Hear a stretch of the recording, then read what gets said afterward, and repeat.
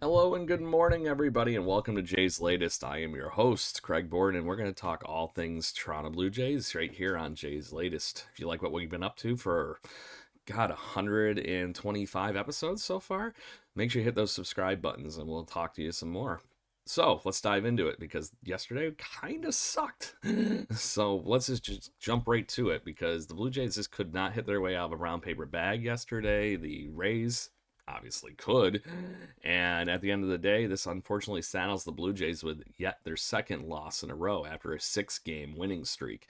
We'll talk about how poorly timed that is yet later in this little episode, but at the end of the day, the Blue Jays' magic number is still stuck in three. So, on that point, let's talk Chris Bassitt on the hill this yesterday. Bassitt, wow, he had to struggle through this through 89 pitches.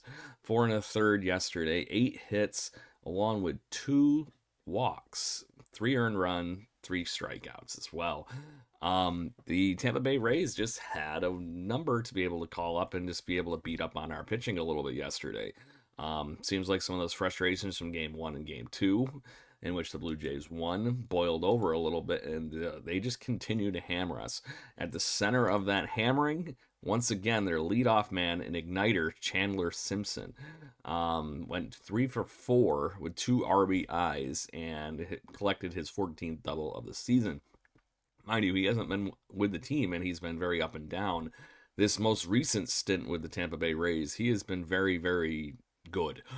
That batting average being 301 currently after yesterday's game. He has found a way to contribute massively to this Tampa Bay Rays team and looks to be a good piece for them going forward into the future. But he was at the center of, the I'll just say onslaught that their Blue Jays took yesterday from the Rays offense. Jake Mangum is the other one. I just wanted to say Magnum. Was the other piece of this whole thing. Having 2 hits, came up clutch, moved some guys around.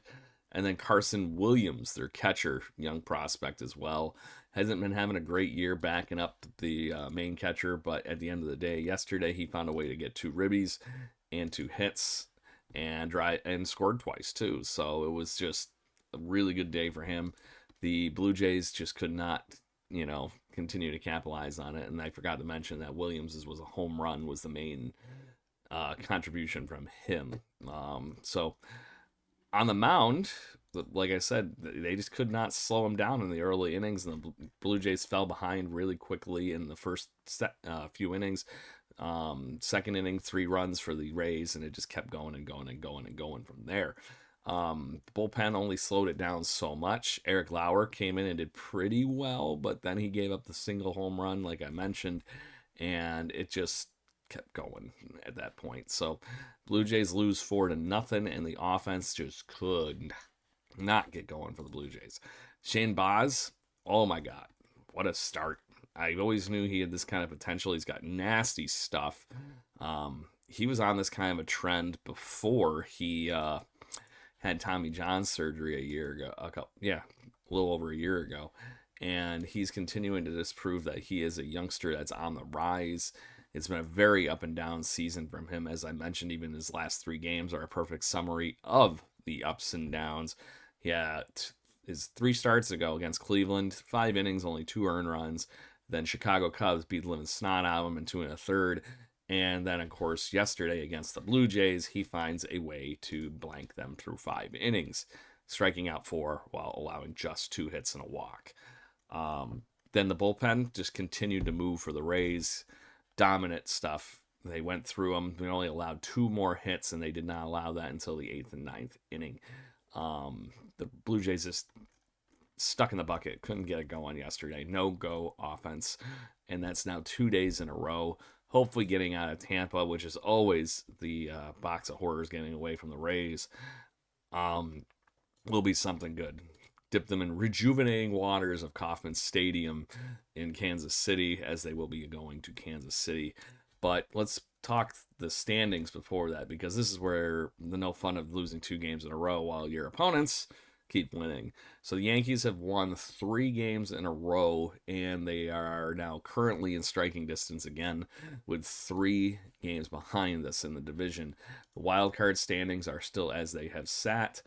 The Boston Red Sox sneaking and tying into this. There's really a tie right now for the last 2 places of the wild card between the Astros, Mariners, and the Boston Red Sox. Yankees still having a 2-game plus on all of those 3 wild card contenders. Cleveland Indians and the Texas Rangers still on that tipping point, along with technically not eliminated yet, but keyword technically because it's very damn close. The Kansas City Royals that the Toronto Blue Jays will be facing this weekend, including the horrible news that is going to be on Apple Plus TV tonight, and I'm so not excited about that. It kind of seems like a dick move, to put it bluntly. I just can't say enough things about how the improvement of that broadcast team needs to take a monster step to make it a competitive platform to make me actually want to watch baseball. To that point, let's just dive right into that fun that is what's going to be the Blue Jays playing against the Kansas City Royals. So, as I mentioned, the Royals are still not technically out of it. They're not quite like the Cleveland Guardians that have won 7 games in a row and staying relevant, but they have been doing decent. They're unfortunately 3-7 over their last 10 games. That's not helping them get into the playoffs anytime soon. And we're going to see if Michael Lorenzen against Max Scherzer helps the Kansas City Royals. I'm hoping that Max Scherzer continues to ramp up, get amped up to get to this. Michael Lorenzen, the 33-year-old righty, has currently got 24 starts under his belt for 128 innings, and he has got a 5-1 record with a 4.91 earned run average, with a pretty high whip at the same time. So that's walks and hits per inning. His last 3 starts, not so great, including a bullpen day. His last outing, it was his first not starting game. But in his last 2 starts, he threw against the Minnesota Twins for 5 1/3, in which he allowed 4 earned runs on 7 hits.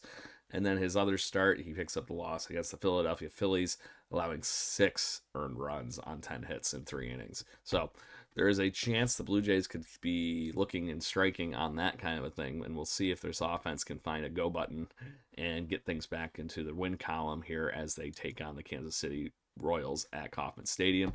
They will be facing Max Scherzer, who had a better start last time against Baltimore. In his last start, 5 innings, 4 hits, 2 earned runs, 2 walks, while striking out 5. And that's a little bit better than what he had to do battling through 4 innings in his last 2 starts against the Yankees and the Milwaukee Brewers. 4 earned runs in each of those innings and did not make it past the 4th. So, yeah, it's going to be one of those nights, I think. The Blue Jays hopefully will, like I said, will take care of this whole thing. Apparently you can watch it somehow still on Sportsnet, so good luck, Canadians. I gotta watch it on that horrible Apple TV Plus here in New York. And we'll talk all things Toronto Blue Jays tomorrow as we, hopefully come out a win and get the series going in the right direction to start in Kansas City. Until then, thank you very much for listening. Hit those like, share, subscribe buttons. And if you haven't had a chance to, check out the Jaybird Watching podcast, in which we had the editor of jaysjournal.com on. And we have one of our favorite new guests to come on next week on Wednesday at 7 p.m. Eastern to talk all things Toronto Blue Jays. And that is Brooke Knows Ball from TikTok and Instagram. Check her out. She has an amazing baseball mind. Great math magician as well. And yeah, check it out. Talk to you soon. Go Blue Jays.